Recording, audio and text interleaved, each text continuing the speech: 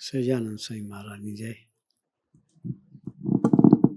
હરિપ્રસાદ સ્વામી મહારાજની જય, આત્મીય સમાજની જય જય જય, દાસના દાસ થવાની જય જય જય.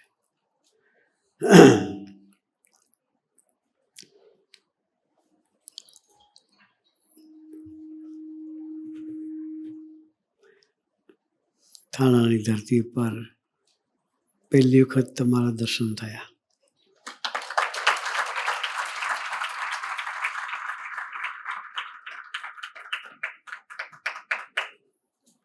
સ્વામીજી થાણામાં પધરામણી કરતા હતા. મુલુંડ, થાણા, ઘાટકોપર.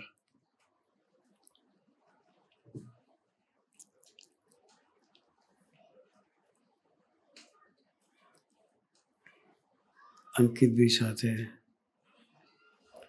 જૂની સ્મૃતિ કરતા હતા.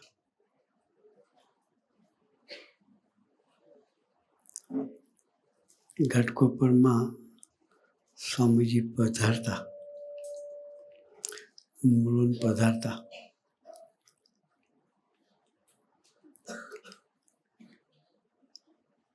એ વખતે કોઈ સારી વ્યવસ્થા નહોતી.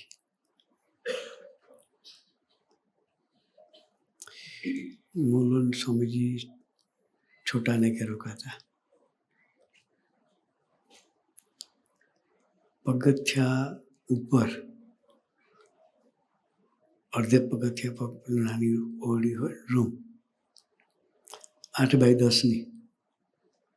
પગથિયામાં કેવડી હોય, પગથિયાનું પેસેજ હોય, એમાં રૂમ બનાવી કેવડી હોય. તમે તો આર્કિટેક્ટ છો, એન્જિનિયર. એ રૂમમાં વર્ષો સુધી સ્વામી રોકાયા છે. 8x10ની. હું તો કદાચ મોટી કહું છું.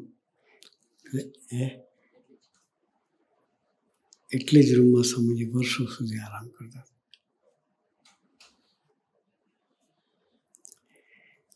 સ્વામીજી કેટલો ભીડો બેઠો છે. ઘાટકોપરમાં અંકિતભાઈનો કોન્ટેક્ટ નહોતો તો કદાચ હશે, તો કદાચ એને એટલું ઘર અત્યારે છે એવું નહીં હોય.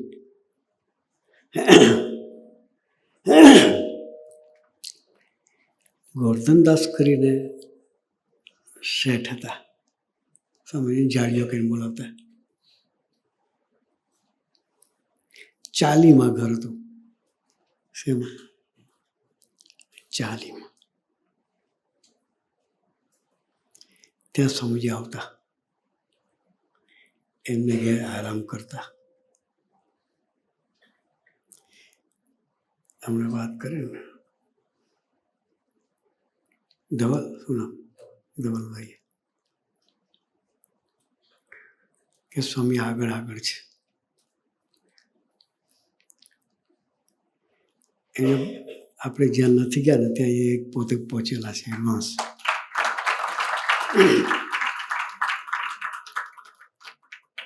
કોઈ વ્યવસ્થા નહોતું છતાં ફર્યા સ્વામી.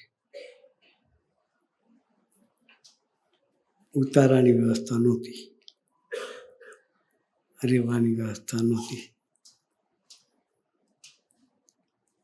પોપટભાઈ ને રાયસી બાપા સ્વામી સાથે આવતા, વધારે પડતા ભાઈ. રાયસી બાપા અંધેરીને એ બાજુના વિસ્તારમાં રાયસી બાપા હોય, ભાઈ ઓલ ઓવર બોમ્બેમાં બધે પોપટભાઈ હોય. આપણે મને કે અમે શરૂઆત કરી. આપણે એવું માનીએ કે વિકાસ અમે કરીએ છીએ. એ તો બી છાંટી ગયા છે ને. એક ભજનમાં કીર્તનમાં લખ્યું છે, તારા વાવેલા બીજના ફૂટ્યા છે અંકુર. એના વાવેલા બી, એના અંકુર ફૂટ્યા છે. એની સિવાયનો લાવો લેવાને હું આતુર. આપણે તો એના વાવેલા બી એના જે અંકુર ફૂટ્યા છે એની સેવા એને કરુણા કરીને આપણને આપી છે. એ સેવામાં નિમિત્તને આપણે સેવા ભક્તિ કરવાની છે. આપણો સ્વધર્મ. આપણે કાંઈ નવું ઊભું કરતા નથી. કરનાર તું છું, કરાવનાર તું છું. હું તો નિમિત્ત માત્ર છું. એટલે આપણે નસીબદાર છીએ કે સ્વામીજીએ દરેક જગ્યાએ બીડો એણે બેઠો, બીડો એણે બેઠો. આપણને સુખપાલમાં બેસાડીને ભગવાન બજાવે છે.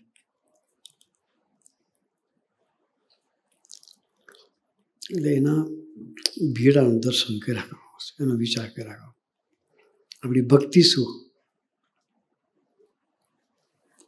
એના ભીડાને યાદ કરી અને સેવામાં દોડવા.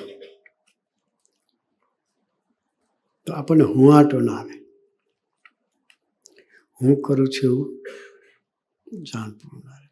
આટલું કર્યું છતાં એને કોઈ દિવસ નહીં કીધું કે મેં આટલો વિકાસ કર્યો. એને લઈને આપણે છીએ.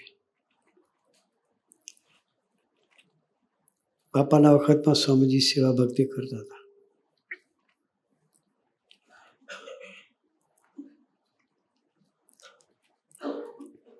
અત્યારે આપણે બોલીએ છીએ એવું નથી. તું રાજી થા, આપણે બોલી છે ભાઈ. તું રાજી થા એમ કરીને આપણે બોલ્યું. બસ એક તો તું રાજી થા. એ સૂત્ર સ્વામીજી બાપાના વખતમાં પકડીને જીવતા હતા. બોલતા નહોતા, પણ નિશાન એક હતું સ્વામીજીનું. ગમે એમ કરીને બાપા રાજી થવા જોઈએ. ઉપેક્ષામાં રાજી થતો તો ઉપેક્ષા સહન કરવાની. એણે બધું જ સહન કર્યું છે. કોઈને જણાવવા નથી દીધું. પોતાના જીવનમાં ક્યારેય. એક વખત સ્વામીજી યુવકમાં હતા અને એક વળી કંઈક ગોષ્ઠી કરતા હતા.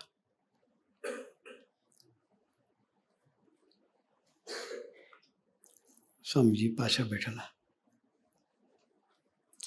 15-20 દીકરાઓ હશે. એ ગોષ્ઠી કરનાર વ્યક્તિએ એવું કહ્યું કે પ્રભુદાસનો સમાગમ નહીં કરવાનો. શું કે સ્વામીજીનો સમાગમ નહીં કરવાનો. ગોષ્ઠી કરનારને ખબર નથી કે હું જે વાત કરું છું મારી સભામાં પ્રભુદાસ બેઠેલા છે, એને ખબર નહીં. આપણી હાજરીમાં કોઈ આપણા માટે બોલે તો એના માટે આપણને શું થાય, કેવી ઇમ્પ્રેશન રહે. આપણા માટે જ કોઈ બોલે ને આપણી હાજરીમાં જ બોલે. પાછળથી કોઈ કહે, વિજયભાઈ એમ કહે કે ભક્તિ સાહિત્ય આ માટે બોલતા હતા, પાછળથી બોલે તો સાચું ખોટું કહે ઉમેરીને બી બોલતા હોય, કંઈ નક્કી ના હોય. આપણી સામે જ આપણા કાન સાંભળતા હોય એટલે બોલે તો એ વ્યક્તિ કે પ્રભુદાસનો સમાગમ નહીં કરવાનો. પ્રભુદાસ બેઠા હતા, પાછળ સાંભળ્યું. એટલે પેલી વ્યક્તિને સંકોચ ના થાય, બોલનારી વ્યક્તિને ખ્યાલ આવી જાય કે બેઠા છે તો સંકોચ થયા ને મનમાં પેલું થાય કે હું ક્યાં બાફી માર્યો. એટલો બી એને સંકોચ ના થાય એટલા માટે સ્વામીજી એને ખબર ના પડે એટલે હરકીને બહાર નીકળી ગયા. એ વ્યક્તિનું આટલું બી મન દુઃખ ના થાય એને. એ રીતે સ્વામીજી બહાર નીકળી ગયા. પેલી વ્યક્તિને ખબર જ ના પડે કે પૂરા બેઠા હતા ને જતા રહ્યા કે બેઠા હતા એ ખબર નહોતી. ફૂલ ફોર્મમાં જે મહિમા ગાવાનું તો ગાઈ નાખ્યો પ્રભુદાસનો. સમજી ગયા? પ્રભુદાસભાઈનો જે મહિમા ગાવાનો હતો એ ફૂલ ફોર્મમાં ગાઈ નાખ્યો.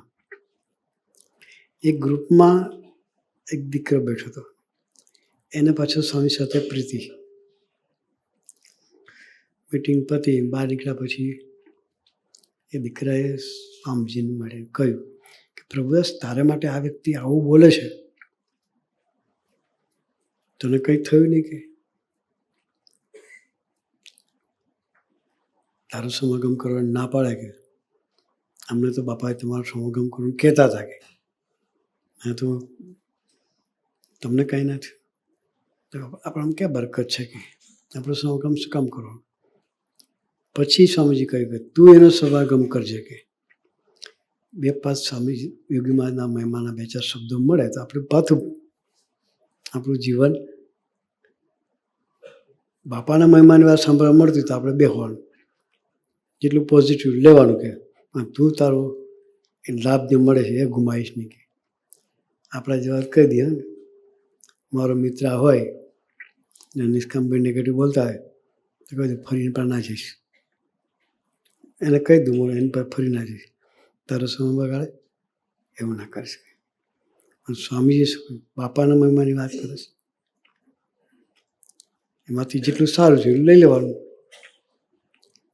એ સ્વામી હતા, કોઈને માટે અરુચિ સ્વપ્નમાં નહીં. એની ભાવના એક જ હતી, તું રાજી થા. કઈ ભાવનાથી જીવતા હતા? તું રાજી થા. એટલે હરખ શોક ના થાય. સેવા કરીએ, કોઈ જગ્યાએ સ્વાગત બી થાય, કોઈ જગ્યાએ બીજી રીતનું સ્વાગત થાય, કાઢી મૂકે, ઘટાડો તમારી જરૂર નથી. એટલે કે સ્વામીજી પધરામણી ગયા, એટલે પછી બોલાય ત્યાં ભગત જ પધરામણી માટે. સ્વામી ગયા તો ઘેર ગયા તો કે મારે તમારી જરૂરત નથી, ઘટાડો કે મારા ઘરમાં તમે ના જાય. કે આ તો યોગીમાની રીતે આપણું સ્વાગત થયું કે શું કે આ તો યોગીજી મહારાજની રીત આપણું સ્વાગત થયું. યોગી મહારાજના 365 દિવસ આ રીતનું સ્વાગત થતું હતું. એટલે બાપાના જીવનમાં સ્વામીજી ડૂબેલા હતા. બાપાના જીવનમાં સ્વામી ડૂબેલા રહ્યા, એટલે એને કંઈ હરખ શોખ નહીં. આપણે સ્વામીજીના જેવા પ્રસંગો છે,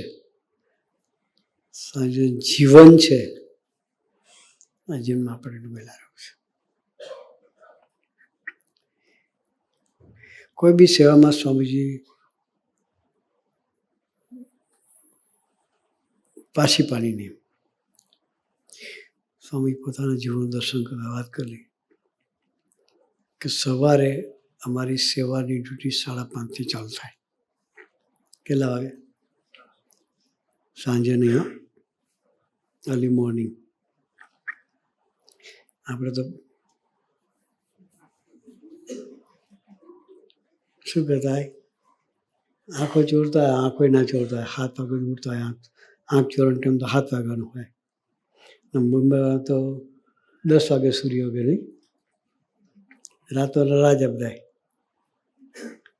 એવું ખરું નહીં અત્યારે કે ઓછું થઈ ગયું. પેલા મુંબઈવાળા ત્યાં આવતા ને હરિદ્વારમાં 11 વાગે ચા માગે જમવાના ટાઈમે. ચાને નાસ્તો 11 વાગે કરે, જમવા પછી 2:30 વાગે આવે, એટલે કશું રહ્યું ના હોય. અમારે એમ ખબર પડે તમારે ત્યાં તમારું શિડ્યુલ જો હોય, અહીંયા શિડ્યુલ તમારું થોડું સેટ કરો. એટલે સ્વામીજી 5:30 વાગે બાપાની સેવામાં પહોંચી જતા. કે અમારી બધી જ સેવા હોય. સવારે યોગીમાની કેર દબાણની સેવા હોય, પછી સેવા પતે એટલે સાફ સફાઈની સેવા ચાલુ થાય. કોઈ બી મંદિરમાં ગયા હોય, સાફ સફાઈ ડિપાર્ટમેન્ટ અમારું. મંદિરના કોઠારીઓ રાજી થઈ જાય કે કોઈ સાફ જ ના કરતું હોય, જઈએ એટલે અમે બધું સાફ કરીએ, ગટરો સાફ કરીએ, રસ્તા સાફ કરીએ, અનાજ સાફ કરવું તો એ કરીએ. સવારના 5:30 પછી અમારી સાફ સફાઈ ચાલશે. 11 વાગ્યા સુધી ચાલે. 5-6 કલાક કેટલા? 11 વાગ્યા પછી બધા ભક્તોને જમાડવાનું હોય.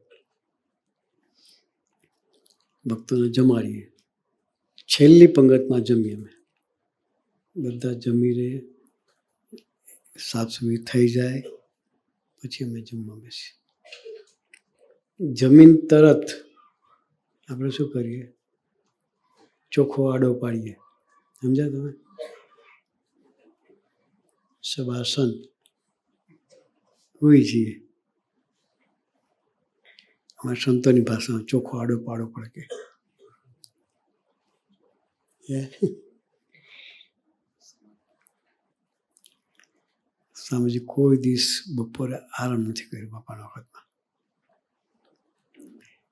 બધાને જમાડ્યા પછી જમ્યા પછી વાસણ ઘસવાના. જમીન પછી સેવા કરજો, હું થાય જોજો. પેટ દબાઈને તો અઘરું પડે. શું થાય? જેમાં પછી પેટ દબાય ને સેવા કરવાની અઘરી પડે.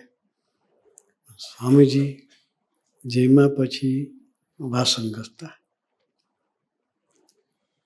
એ બધું પતે 3:30 થયા એટલે પછી યોગીમાં ડેરીએ પધારી જાય. ડેરી ભજનમાં પહોંચવું પડે. એ બધું સાંજની પાછી સાફ સફાઈ બધું હોય એ કરે. ભક્તોને પાછા જમાડવાના સાંજે. જમાડ્યા પછી બાપા સભા કરે. ને સભા પછી પાછા વાસણ ઘસવાનું. 10 વાગ્યા પછી વાસણ. રાતે 12 વાગ્યા બાપા ચેષ્ટા કરાવે. એ પત્યા પછી સ્વામીને આજ્ઞા કરી તો યુવકોને ગોષ્ઠી કરવાની. કેટલા વાગે? 12 વાગ્યા પછી યુવકોને ગોષ્ઠી કરતા. 2 વાગે હોવા જવાનું. 2 થી 4:30 પોણા 5. કેટલા કલાકે? 2.5-3 કલાક. એટલે 24 કલાકમાં 3 કલાક આરામ કરતા હતા. પણ કોઈ પાસે અપેક્ષા નહીં, કિંચિત.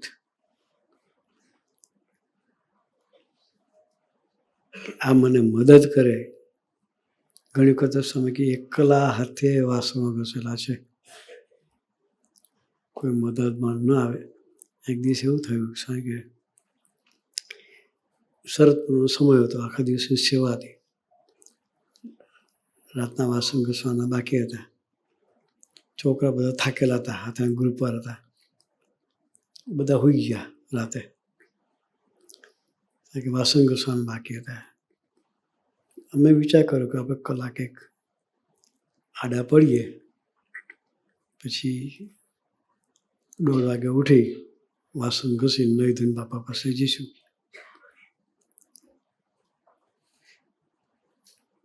સાડા 12 વાગે સુવા ગયા. કેટલા વાગે? અડધો કલાક માંડ સૂતા હશું. બાપા સૂતા આવ્યા. અમે જ્યાં સૂતા હતા ત્યાં જ આવીને ઉભા રહ્યા. અમારા સુવાની જગ્યાએ શાસ્ત્રી મહારાજના પલંગ નીચે કે પલંગ નીચે જઈને સૂઈ ગયેલા અમે. બાપા આવ્યા, જોયું કે બાપા કે હાથ હડશે ને તત સ્પ્રિંગ જેવું ઊભા થશે. વાગે નહીં એટલે બાપાએ એક હાથ છાતી પર રાખેલો અને બીજે બાપાની આંગળીમાં સર્પ કરેલો. એ આંગળી કાનમાં ગાલે એટલે ખબર પડી એ બાપાની આંગળી છે. અને જેવી આંગળી ગાલે એટલે સ્વામી એકદમ સ્પ્રિંગ જેવું ઊભા થવા ગયા. બાપાએ હાથ મૂકી રાખેલો એટલે એકદમ પલંગમાં માથું અથડાટ. ઉઠીને ગુરુ વાસણ ઘસવાના બાકી છે બાપા કે. ખાલી અડધો કલાક સૂતેલા. કેટલા કલાક? ઉઠીને સીધા વાસણની ચોકડીમાં. યોગી મહારાજના અધિકાર એવા રાખતા હતા. સ્વામીજી પોતાનું આખું જીવન બાપાને અર્થ કરી દીધું હતું. આપણે રાજી કરવા છે. શું કરવા છે? આપણે બધા બોલીએ છીએ, બસ એક તું રાજી થા, બસ એક. નાના છોકરાઓ બોલ બોલ કરે છે, પણ રાજી કેમ થાય? તો એના જીવન તરફ નજર રાખીને દોડીએ તો રાજી કરવાની દિશા શું આવે? શું આવે? તો આપણે એમને રાજી કરવા છે. ભક્તિ સાંઈ જવા માવતર મળ્યા છે. ઘાટકો પર તો હરિપ્રિય સાંઈ વધારે નહીં, બેવ નિષ્કામભાઈ છે, ભક્તિ સાંઈ છે, હરિપ્રિય સ્વામી છે. માવતર જેવા સંતો આપણને મળ્યા છે. એ રાજી કરવાની ભાવનાથી દોડે છે. ભક્તિ સાંઈના 68 વર્ષ થયા. શરીર હમ જોતા નથી. ફિટનેસ મારા જેવી નહીં હોય, શરીર સાથ ના આપે, છતાં એ શરીર હમ જોતા નથી. મને સૌથી વધારે કંટાળો છે મુંબઈમાં આવે એનો ટ્રાફિક જોયું તો ગાંડો થઈ ગયો. વિચાર કરું, ભક્તિ સાંઈ કેમ રહેતા હશે અહીંયા?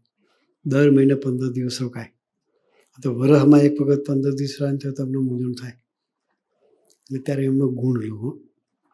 ધન્યવાદ છે ભક્તિ સાંઈ, હરિપ્રિય સાંઈ.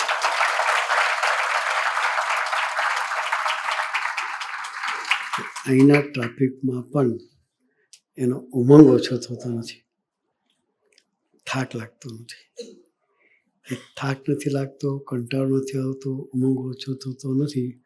એનું શું કારણ? એનું ધ્યેય પાકું છે, રાજી કરવા છે.